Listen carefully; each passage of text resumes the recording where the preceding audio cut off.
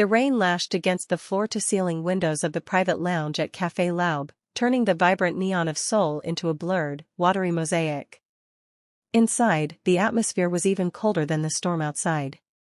Woo Jin sat at the head of a mahogany table, his silver-gray hair catching the low light like a blade.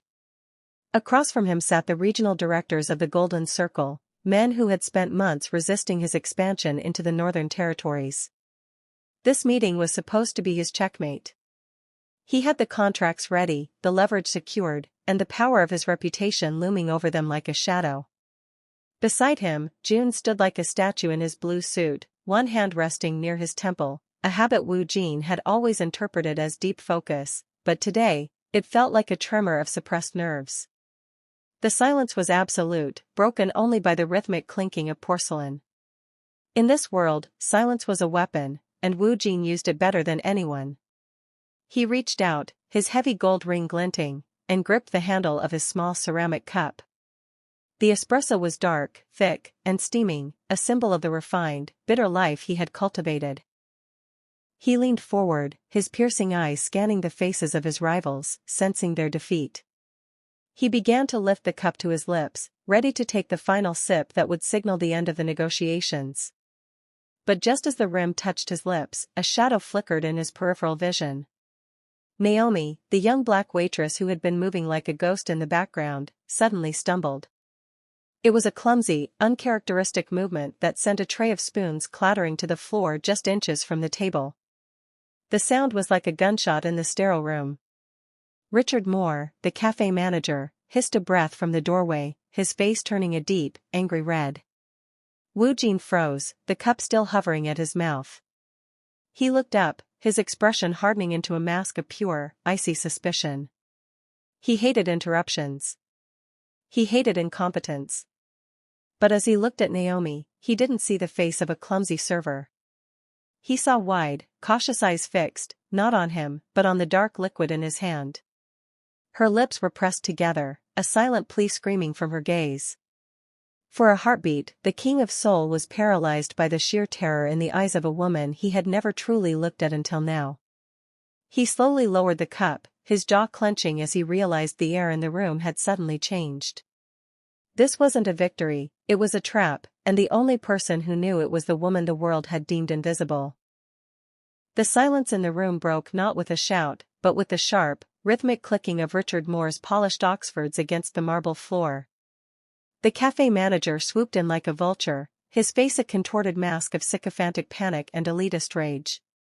He didn't look at the coffee cup or the rival bosses, his eyes were fixed solely on Naomi, who was still frozen on her knees among the scattered silver spoons. To Richard, she wasn't a person, she was a smudge on his perfect reputation, a glitch in the expensive machinery of the morning.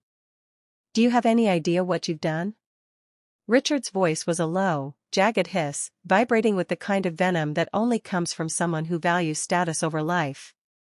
He grabbed Naomi roughly by the arm, hauling her up with a lack of dignity that made the air in the room turn even colder. "You've disturbed a private assembly of the city's most important men. Your incompetence is a stain on this establishment." He turned toward Woo Jin, bowing so low it was almost insulting. "Sir, I am profoundly sorry. This girl, she's from the temp agency. Clearly, she lacks the breeding for an environment of this caliber. She will be dealt with immediately." Naomi's breath hitched, her eyes darting toward the espresso cup that now sat harmlessly, but lethally, on the table. She opened her mouth to speak, to scream about the man she'd seen near the machine, but Richard's grip tightened on her elbow. "Don't you dare utter a word," he snapped, his voice dripping with condescension. "Pack your things. You're fired. Effective this second. I don't want to see your face in this building ever again." June, still seated in his blue suit, pressed his hand harder against his temple, his knuckles turning white. The rival directors exchanged amused, cruel glances, satisfied by the distraction. But the center of the room belonged to Woo Jin. He remained motionless, his gaze fixed on the steam rising from the espresso. He could hear Richard's arrogant dismissal, the same dismissal he had used 1,000 times in his own boardrooms to silence those he deemed lesser. Richard began to drag Naomi toward the exit, but a sound stopped him in his tracks, the heavy, resonant thud of Wu Jin's hand hitting the mahogany table. It wasn't loud, but it carried the weight of a death sentence. The manager froze, his smug expression flickering into confusion. "Take your hands off her, Richard," Wu Jin said.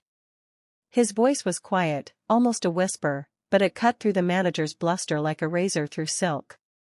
He finally looked up, his piercing eyes bypassing the manager entirely to lock onto Naomi's trembling form.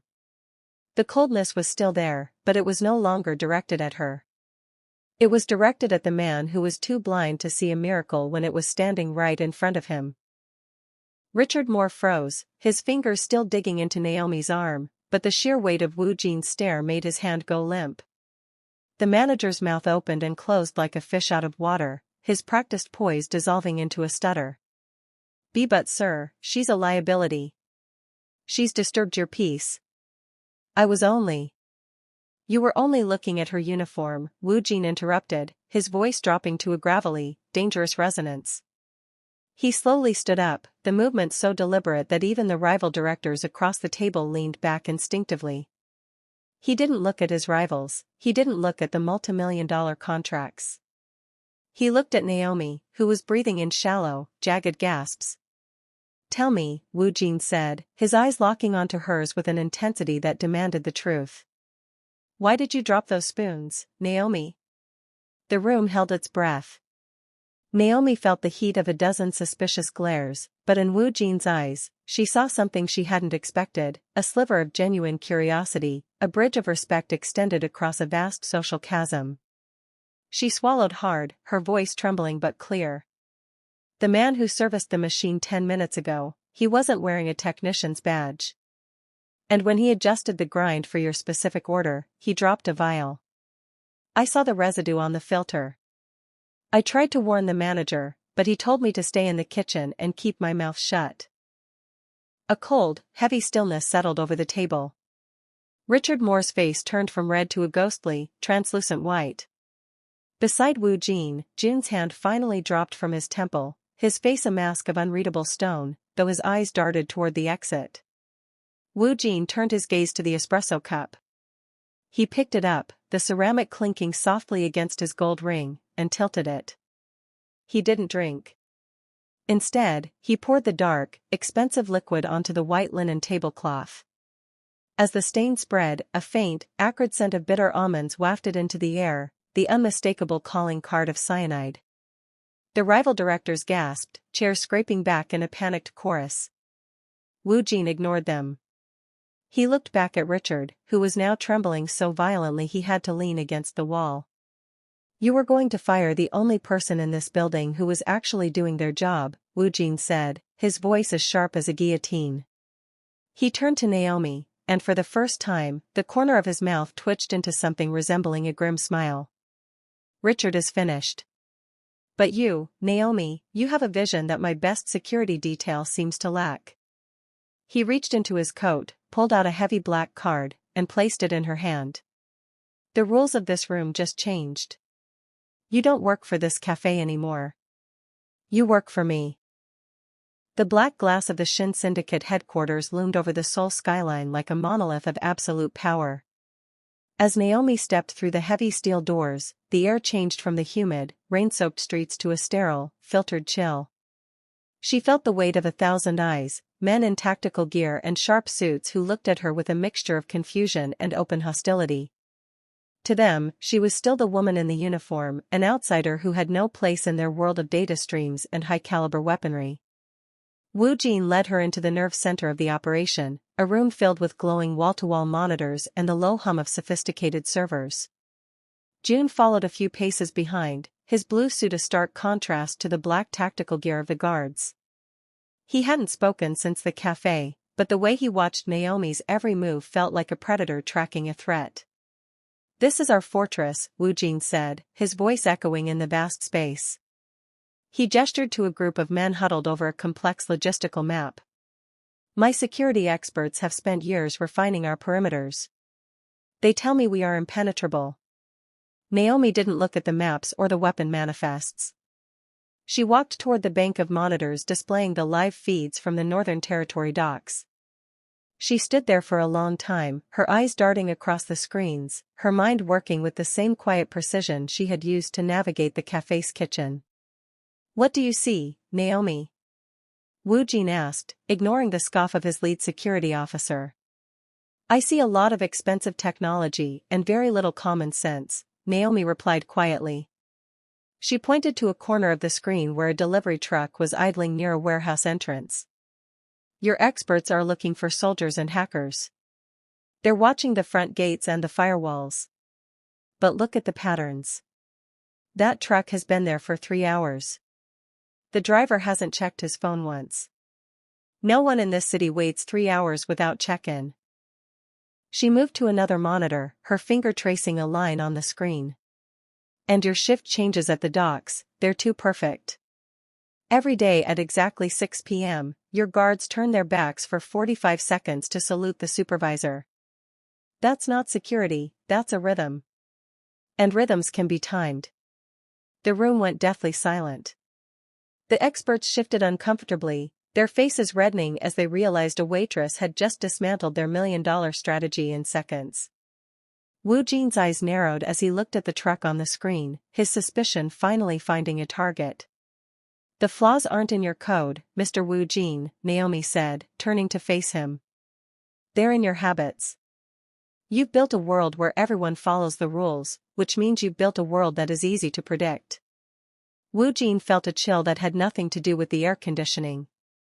He realized then that he hadn't just hired a waitress, he had found a mirror. And for the first time in 30 years, the reflection was showing him exactly where he was about to be stabbed in the back.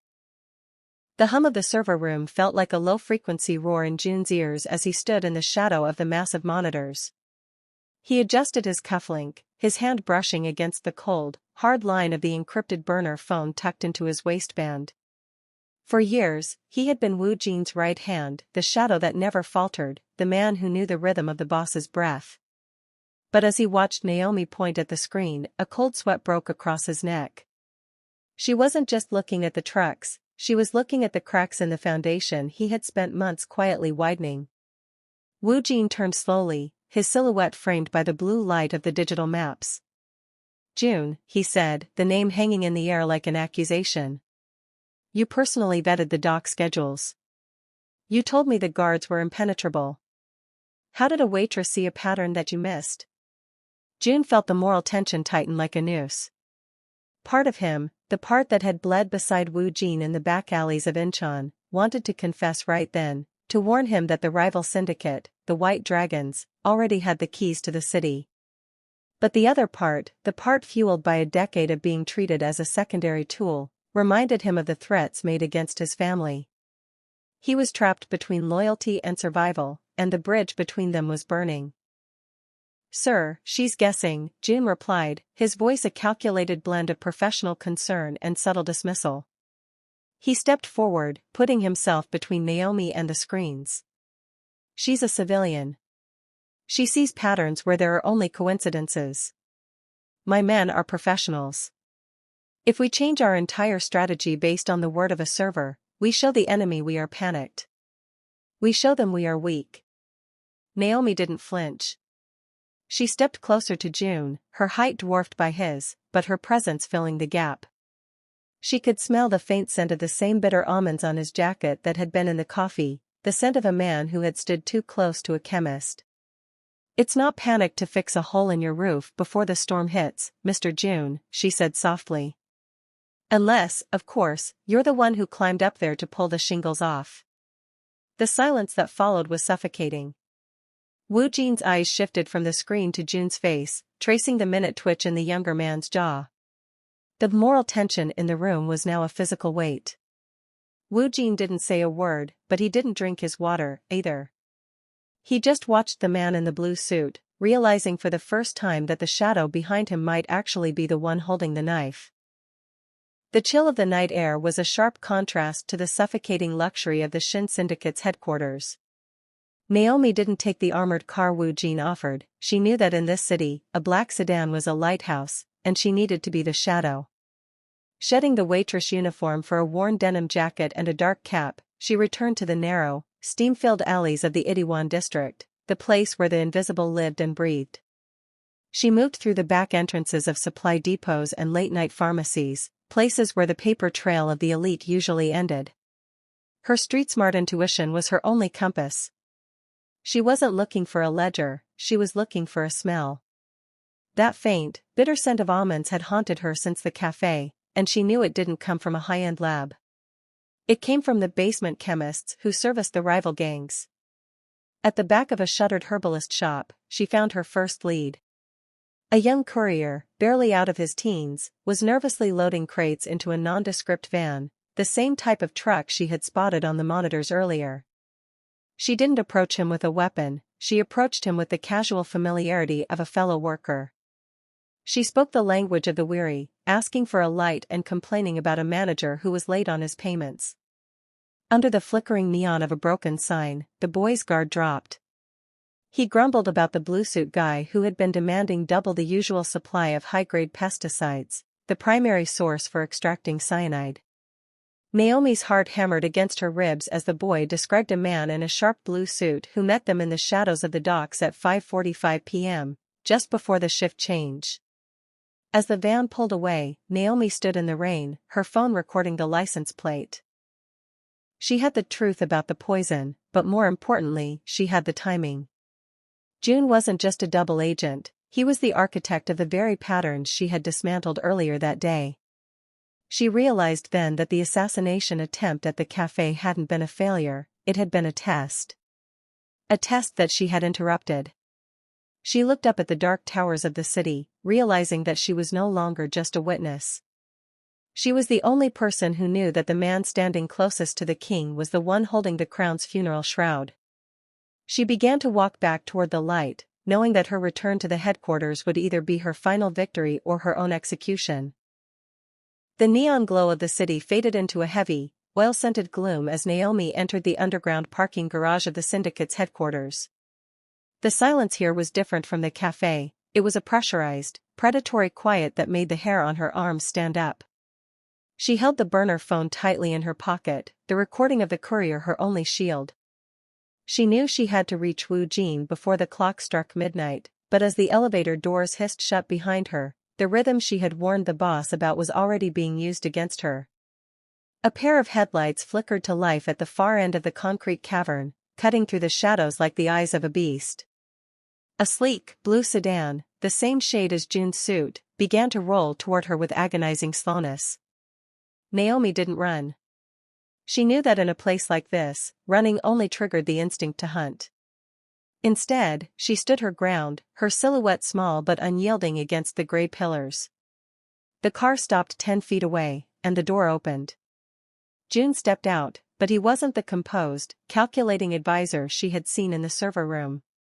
His tie was loosened, and his eyes were bloodshot, reflecting a man who had finally run out of exits. In his hand, he didn't hold a contract or an espresso cup, he held a silenced pistol, its muzzle pointed toward the oil-stained floor. "You should have stayed in the kitchen, Naomi," June said, his voice echoing with a hollow, tragic resonance. "You're looking for a hero's ending in a story that only has victims. The white dragons don't care about patterns or miracles. They only care about results. And right now, the result they want is silence." Naomi felt the cold air of the garage wrap around her like a shroud. She looked at the gun, then back at June, her gaze steady. "The man I met in the alley didn't call you a professional, June. He called you a errand boy." She took a step forward, the distance between them shrinking. "You're not killing me to protect a syndicate. You're killing me because you're afraid that for the first time in your life, someone actually saw who you really are." The click of the safety being disengaged was the only sound in the vast space. June's hand trembled, the same moral tension she had sensed earlier now reaching a breaking point. This was the biggest moment of tension, the instant where the invisible woman and the traitorous soldier stood at the edge of the abyss. But before he could raise the weapon, the tires of a second vehicle screeched on the level above, and the hunt officially became a war. The grand ballroom of the Shilla Hotel was a sea of shimmering silk and sharp tuxedos, but to Naomi, it felt like a gilded cage. The gala trap was set. This wasn't just a celebration of the syndicate's expansion, it was the White Dragon's chosen stage for a public execution. Beside her, Wu Jin moved with a predatory grace, his black suit tailored like armor. He had abandoned his usual drink, his hands empty as he navigated the crowd.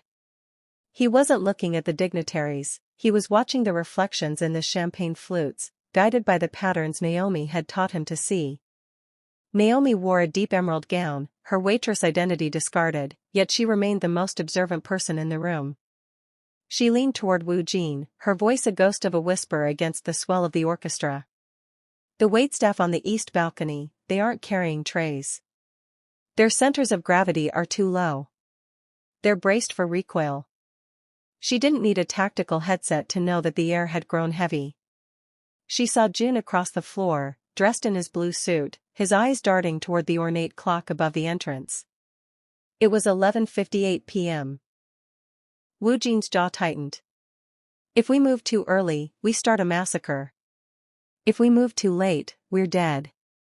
He looked at Naomi, and for a fleeting second, the coldness in his eyes was replaced by a profound, silent trust.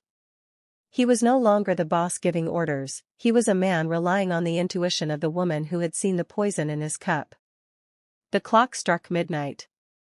The chime was the signal. Jun raised a hand to his lapel, a gesture that should have been the end of the Shin Syndicate. But Naomi had already identified the rhythm of the attack. Before the first White Dragon assassin could draw a breath, she stepped into the light, her voice ringing out not with a scream, but with a command that broke the room's carefully curated silence.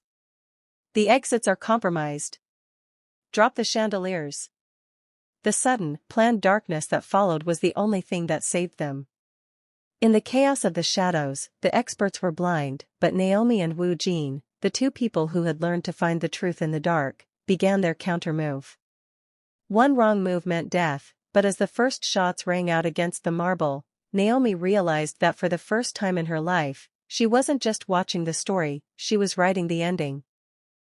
The darkness of the ballroom was not empty, it was alive with the frantic sounds of those who had lived too long in the light.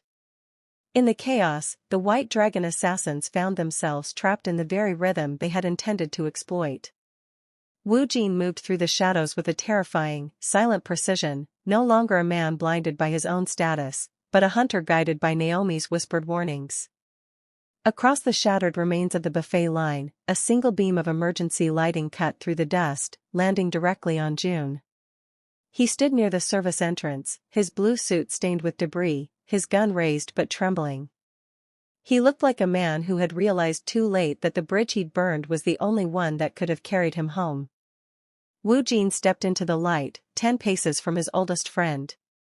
He didn't draw a weapon. He simply stood there, his presence more crushing than any bullet.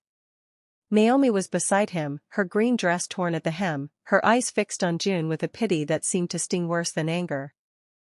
"The White Dragons aren't coming for you, Jun," Wu Jin said, his voice echoing in the hollow room. "They don't reward failure. They only erase it." "I had to," Jun choked out, his voice cracking under the weight of his internal conflict. "You never saw me. I was just the shadow in the blue suit. I was the one who bled so you could sit in the high chair. They offered me a name. They offered me a seat at the table." "You were already at the table," Wu Jin replied, taking a step forward. "I just didn't know how to look at it. I was blind, but Naomi, she saw the value in the person I ignored. And because of her, I see you now. I see all of it." The sound of police sirens began to wail in the distance, a herald of the fall of the rival gang as the city's authorities, tipped off by the evidence Naomi had gathered in the streets, swarmed the White Dragon's hideouts. Jun looked at the gun in his hand, then at the man who was once his brother. The moral tension that had been building since the cafe finally snapped. With a sob of exhaustion, he let the weapon clatter onto the marble. Wu Jin didn't call for his guards to execute him. He simply turned his back, the ultimate sign that Jun was no longer a threat, nor a part of his world. He reached out and took Naomi's hand, his grip firm and grounding. The syndicate was falling, the old ways were dying in the smoke of the gala, but as they walked toward the exit, Wu Jin knew that for the first time in his life, he was walking toward the truth. 7 months had passed since the glass shards of the Shilla Hotel were swept away, and the Seoul morning was no longer cold or gray. The sun reflected off the polished steel of a new building in the heart of the city, one that didn't bear the name of a syndicate or a ghost corporation. Instead, it was the Carter Shin Center for Social Innovation, a sanctuary dedicated to providing legal aid and career placement for the invisible workers of the city, the servers, the cleaners, and the dreamers whom society had looked past for far too long. Wu Jin stood on the terrace of the penthouse, his silver hair catching the warmth of the light. He was no longer wearing the sharp, suspicious mask of a mafia boss.